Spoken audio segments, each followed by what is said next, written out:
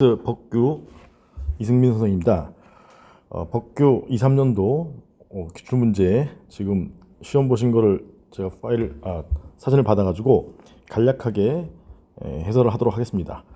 여러분들이 이의가 있으시거나 다른 의견이 있으시면 카페나 제 메일로 의견을 주시면 고맙겠습니다. 자, 간단하게 보죠. 문제 물음 1번. 항상 질문을 먼저 보라 그랬어요. 물음 1번. 공토법상 사업인정과 사업인정 고시의 법적 성질. 로마자 1번이 사업인정의 법적 성질 수용권 설정하는 특허 제3자 행정위.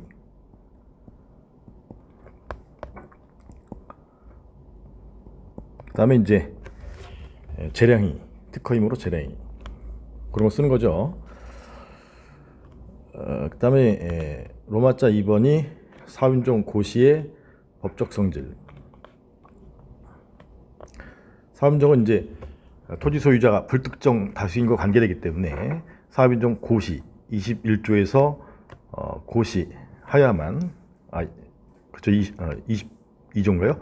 고시하여야만 효력이 발생한다. 그래서 고시해야만 별도로 통지도 하지만 고시해야만 효력이 발생하는 효력 발생 요건이다. 그래서 고시하지 않으면 무효. 효력 발생 요건 이걸 써주는 거예요. 100점 10점이니까 사업인정의 법적 성질을 많이 써주시고 고시는 간단하게 한 8대2 정도의 100점 비율이겠네요. 물음 2번. 갑은 수용 자체가 위법이라고 주장하면서 수용 재결인데 이 사안에 이제 X가 사업 시행자, 갑이 이제 토지 소유자죠. 관할 토지 수용위원회 A가 여기 수용 재결했다. 그럼 이제 수용의 범위 100평의 위법은 83조 85조 1항, 그다음에 보상금 X의 위법은 83조 85조 2항 이렇게 나뉘어서 수용의 범위 위법을 물어본 게 물음 2, 보상금 X의 위법을 물어본 게 물음 3, 구제수단. 그래서 관할 지방토지수용위원회 수용 재결과 이제 A의 수용 재결과 중토수 A2의 이 재결을 거친 다음에 이제 구제가 안 됐으니까 법원에 소송 가죠. 그래서 수용 자체가 위법이라는 주장은 수용의 범위의 위법을 주장하는 것이니까 85조 1항, 85조 1항 취소원 갔을 때 대상적격, 피고적격 둘 다 한꺼번에 해결하는 것이 원처분주의, 재결주의 논의예요. 그래서 이걸 써나갈 때에는 로마자 2번에 국법에서는 판례가 이 재결에 대해서만 다툴 수 있다. 그래서 원처분주의, 재결주의였었지만 현행법에서는 판례 그리고 다소리, 원임각, 특히 이제 각각 85조 1항의 각각이라는 점을 논거로 원처분주의다라고 보는 것이 다설 그리고 판례도 바뀌었다. 현행법에서의 판례 이렇게 두 가지로 나눠 쓰셔야 100점 20점을 채울 수가 있어요. 그래서 현행법에 의하면 사안 해결은 19조 본문에 따라서 행서법 19조 본문에 따라서 원칙적으로 수용 재결을 대상으로 하고, 그다음 피고는 지방토지수용위원회를 피고로 하고, 예외적으로 이 재결은 고유한 위법이 있을 때만 19조 단서에 따라 이 재결은 고유한 위법이 있을 때만 여기 중앙토지수용위원회를 피고로 해서 소송을 제기할 수 있다. 이렇게 쓰는 게 이제 사안의 해결이에요. 이거 특 A급이라고 강조드렸던 문제이고요. 물음 3도 역시 특 A급으로 강조드렸던 문제예요. 보상금이 적다라는 불만이니까 그 다음에 손실보상 대상에서 제외되었다라는 이유로 보상금이 적다는 것이죠. 관할 토수위의 수용 재결에 불복하여 수용 재결 불복해서 중토수 이의신청을 거쳤으나 기각재결 구제가 되지 않았다. 그럼 이제 소송 가는 거죠. 이에 대하여 불복, 즉 보상금에 대해서 불복하는 경우 적합한 소송 형태는 85조 2항이죠. 85조 2항 보증소죠. 그래서 갑은 원래 사업시행자 X가 이제 국법에서는 관할 토지수용위원회 A나 A2 재결청을 필요로 하고 있었는데 이걸 삭제해서 이제는 실질은 처분을 다투는 항고소송이지만 형식만 당사소인 형당이다. 요거 쓰는 거죠. 형당인지 여부. 이것도 특 A급이고요. 그 다음에 이제 문제 2번 물음 2를 보면 항상 질문을 먼저 읽는 거예요. 갑이 개공이 위법부당한 이유로 개공 처분이 이 법령에 따른 이의시청을 거치지 않고 행정심판법에 따른 취소심판을 제기할 수 있는 여부. 그래서 이의신청의 법적 성질을 쓰는 거죠. 로마자 2번 이의신청의 법적 성질. 이것도 자주 기출되었던 문제죠. 특별한 행정심판이냐 강학상 이의신청이냐. 판례에 따르면 이제 강학상 이의신청이기 때문에, 왜냐하면 처분청 시장군수 구청장, 비시장, 시장군수 구청장에 대한 불복이기 때문에 강학상 이의신청이고, 그 다음에 이제 강학상 이의신청이니까 행정심판법에 따른 행정심판 A2죠. A2 행정심판 제기할 수 있다. 그래서 이의신청은 강학상 이의신청이고 임의적 절차. 그러니까 얘를 거치지 않고 행정심판을 제기할 수 있다라는 것이고요. 그 다음에 이 사건 토지에 대한 개별 공시가 결정, 이게 처분인데 위법성에 대해서 검토하라. 이게 로마자 3번이죠. 개별 공시가 처분의 위법성. 사안에 나와 있는 걸 보면 첫 번째 줄에 공구상 지목이 전인데 갑소유 토지에서 2000m가 있는데 이 중 330에 주택이 건축됐으니까 330은 대지죠. 대지. 그리고 나머지 부분은 밭이다. 전이다. 전. 그럼에도 불구하고 비시장은 지목이 대인 한 개의 표공을 기준으로 토지가격 비준표를 사용해서 5월 30일 날 결정 공시도 하고, 그 다음에 개별 공시가와 이의신청 절차를 갑에게 통지했다. 결정 공시 통지했다. 이건 이제 뒤에 하자승계와 관련된 것이죠. 그래서 여기 이 부분 원래 대지와 전 이렇게 두 개의 표준지 공시가를 기준으로 하는 비준표를 사용해야 되는데 하나 대로 통일해서 했으니까 이 비준표에 위반한 거죠. 비준표에 위반한 개공처분의 위법성 검토죠. 그래서 비준표 형식은 행정규칙이지만 실질은 법규사항을 담고 있는 행정규칙 형식의 법규명령 중에서 상위 법령에 위임받은 법령 보충적 행정규칙이고, 판례에 따르면 상위 법령과 결합해서 법규명령의 효력을 가지는 행정규칙이기 때문에 이 법규명령에 위반한 개공처분은 위법하다. 이게 사안의 해결이죠. 그다음에 물음 2번 아래에서 세 번째 줄, 이 사건 토지에 대한 개공 처분, 선행 처분의 하자를 이유로 구행 재산세 부과처분에 대해서 취소를 제기했다. 그럼 이제 볼 것도 없이 이런 지문은 하자승계라고 계속 강조했어요. 역시 얘도 특혜급으로 찝은 것이고, 그 다음에 갑의 청구가 인용될 수 있는가, 하자가 승계되는가를 물어보는 것이죠. 원래 이제 청구가 인용될 수 있는가 하면 소송 요건, 그다음에 본안 판단, 재산세 부과처분의 위법성 검토인데, 하자승계에서는 이게 전형적인 목차가 있기 때문에 로마자 2번은 의, 취지, 의 등등. 로마자 3번은 하자승계 전제 요건, 1번 선행의 요건, 2번 후행의 요건, 로마자 4번에 학설과 판례, 로마자 5번에 사안 해결, 이렇게 쓰시면 되겠어요. 그래서 이 사안에 이제 선행의가 개공이죠. 개공의 처분성, 선행의 요건에서 개공의 처분성 좀 많이 써줘야 되고, 법행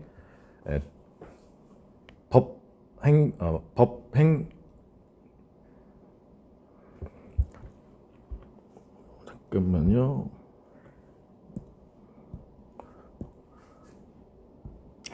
개공의 처분성 법행행사라는 학설이 있고, 그중에 이제 행정행사를 택하면 되고, 그다음에 두 번째는 이게 취소의 위법은 물음 1에서 위법성의 정도 명백치 않은 하자이므로 취소의 위법이 인정되고, 기간 경과했다는 것은 아까 이제 5월 31일 날 통지 안날인데, 안날부터 90일 내에 심판 소송을 제기해야 되는데 지금 12월 5일이니까 5, 6, 7, 8, 9월 30일이 지났기 때문에 기간 경과 불가증력이 발생했다. 그 다음에 과세 후행위는 하명으로서 처분이고, 고의의 위법이 없다면 하자승계 요건 충족, 통설 판례, 하자승계론, 그 다음에 선행위 구속론인데 하자승계론에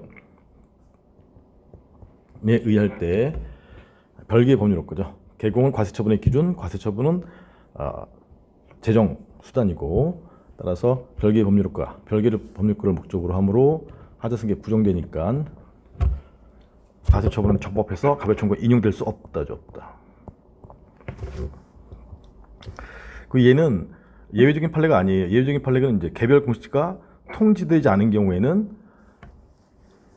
예측 가능성 없거나 수인 한도를 초과하기 때문에 별개의 법률 효과라도 하자승계 된다는 건데, 얘는 예외적인 판례가 아니다.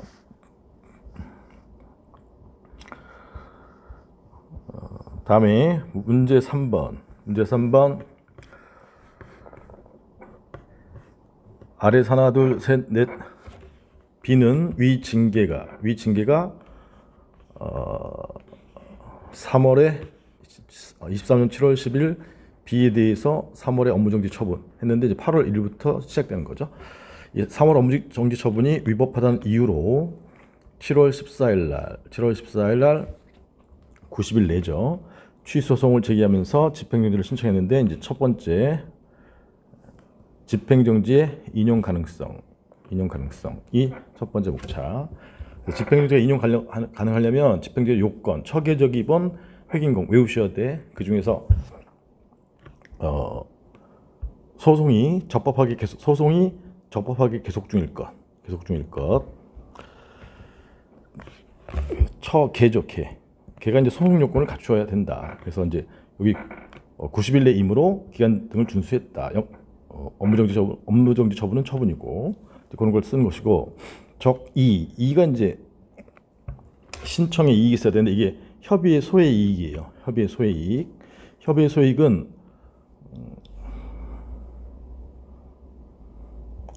가중처분을 받을 가능성이죠. 여기 1차 위반하면 정지 1월이죠. 정지 1월. 그 다음에 2차 위반하면 정지 3월. 여기도 정지 2월.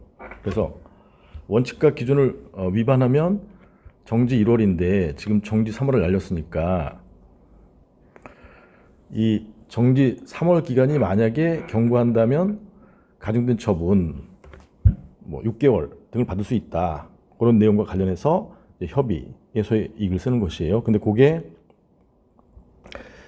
시행령, 법규명령 형식의 인가취소 등의 기준, 즉 법규명령 형식의 행정규칙에 정해져 있을 때 그 법적 성질에 따라 구판례가 소의 이익 의무를 달리했기 때문에 논의가 있었고, 다만 이제 우리 법은 이건 이제 행정규칙으로 볼 때만 그 견해 대립에 실익이 있는 건데, 우리 법은 이제 시행령 형식이기 때문에 판례 의의할 때도 법규명령이니까 법규명령에 따라서 가중처분을 받을 위험이 있으므로, 구판례 의의할 때도 현행판례에 의하면 가중처분을 받을 위험이 있으므로 협의의 소익이 있다라는 신청의 이익을 부각해서 써주셔야 되고요.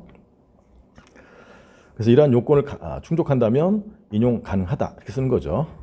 그래서 요 계하고 특히 이를 많이 쓰는 거예요. 그 다음에 본안이 이제 본안송 취소송에서 여기 이제 2번이죠. B의 청구가 기각되는 경우의 징계효력. 청구가 기각된다는 말은 정지 3월 처분이 적법해서 기각 판결이 나왔으니까 정지 3월 처분은 그대로 유지되는 거죠.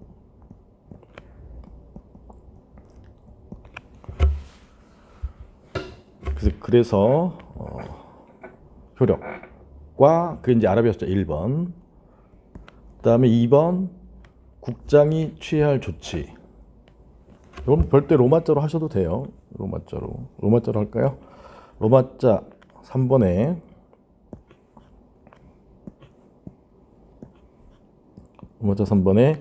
국장이 취해야 할 조치. 그래서 지금 정지 3월에 대해서는 국민이 이제 소송 제기하면서 본안소송 제기하면서 집행정지 신청한 것이고, 취소송에서 기각이 나와서 정지 3월이 이제 그대로 유지되는 것이고, 그다음에 이 정지 3월 처분이 원래는 1차 위반이면 1월 정지 등을 날려야 되는데,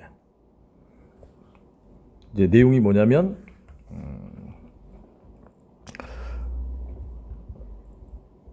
하나, 둘, 셋 이런 네 번째 줄에 기준으로 평가를 하지도 않았고 적정한 실거래가보다 차이가 나는 금액으로 평가했다. 갑이 잘못을 했으니까 나중에 이제 3년여가 지나서 발견됐다. 그다음에 국장이 그러면 이제 징계위원회 5년 내에 요구해야 되죠. 그래서 국장을 B라고 하면 징계위원회 C에다가 요구하면 징계위원회에서 심의 의결하는 거죠. 의결해서 3월 정지 의결했고, 그 다음에 이제 국장 이 B가 7월 10일 날 3월 정지 처분한 것이란 말이에요. 근데 이제 1월 정지나 아니면 뭐 2월 정지 등을 해야 되는데, 요 시행령에 위반해서 3월 정지를 했으니까 요 시행령 법규명령 형식의 행정규칙 기준에 위반한 3월 정지 처분을 했으니까 요 7월 10일자 3월 정지 처분은 얘는 잘못 날린 거죠. 성립 당시 하자가 있으니까 국장은 성립 당시 하자를 이유로 얘를 취소. 근데 이런 업무정지 취소에 관한 근거 규정은 없어요. 근거 규정 없지만 위법 사유를 시정해야 되는 것 때문에 요 처분 업무정지 3월을 발령하는 규정 속에 이게 포함되어 있다, 이렇게 보는 것이에요. 그래서 취소할 수 있다.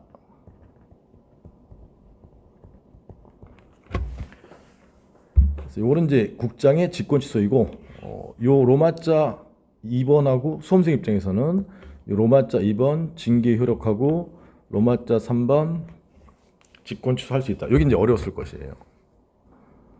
얘가 이제 학문상 취소죠. 학문상 취소. 성립 당시 하자를 논증해야 돼. 여기 1번 시행령 기준을 위반해서 위법, 잘못 발령한 거다. 그러니 2번 직권 취소하는 거다.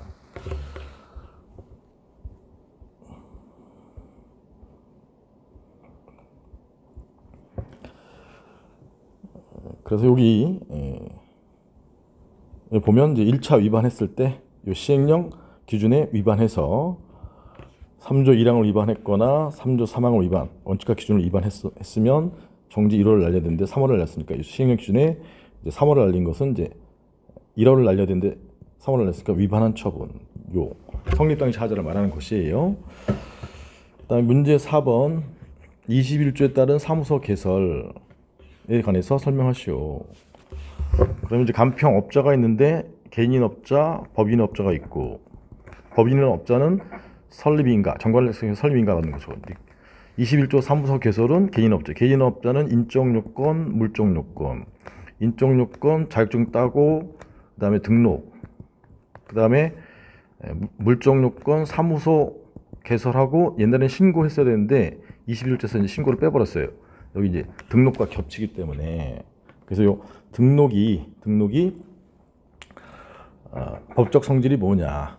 그래서 사무소 개설 과정을 쓰시고 요 로마자 1번에서 로마자 2번에서 쓸 내용이 등록의 법적 성질이죠. 등록의 법적 성질. 그래서 얘를 공증으로 이해하는 견해도 있지만 신고의 일종으로 이해해서 수리를 요한 신고에 수리로 보게 되면 신고에 대해서 아라비아 숫자 2번에 신고에 대해서 쓰시면 돼요. 자완신이냐 수요신이냐, 수요신으로 본다. 그래서 등록이 있어야만, 등록 수리가 있어야만 간평업을 행할 수 있다. 이게 효과죠.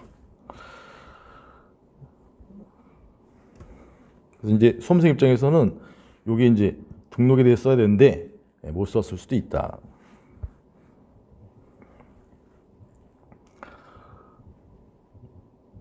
그래서 요 문제들 전부 제가 기존에 올려드렸었죠. A급으로 또는 특이 A급으로 올려드린 건데, 그때 자료 드린 거 한번 보면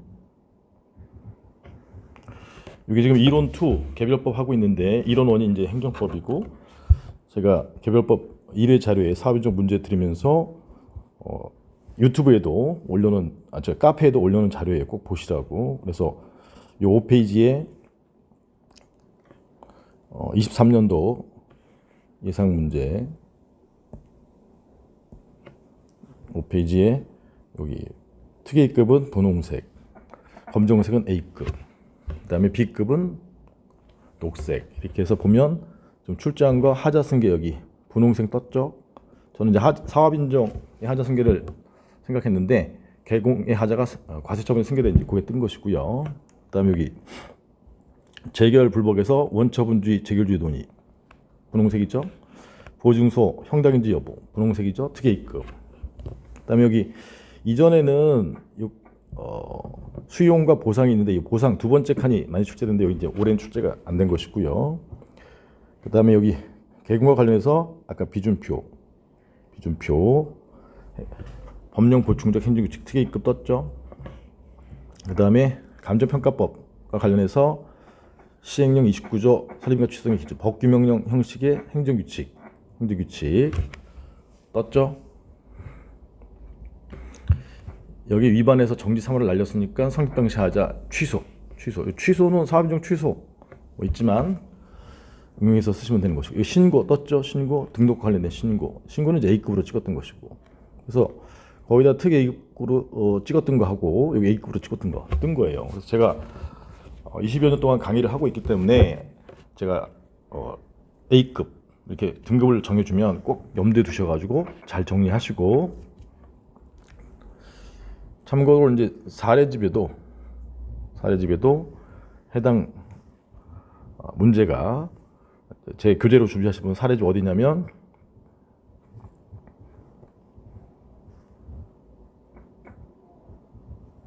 제가 일단 표시를 해놨어요. 이건 이제 개정될 건데 시험 끝났으니까 문제 2번에 원고 적격 관련해서 사업 인정의 법적 성질에 대해서 정리해 놓은 것이 있고요. 그 다음에 여기 원처분지 재결주의 문제 8번 보증서 형당인지 여부, 그 다음에 문제 10번 법규명령 형식의 행정규칙, 그 다음에 문제 11번 행정규칙 형식의 법규명령 즉 토지가 비준표, 그 다음에 하자승계 문제 20번 간평사 자격 등록 문제 23번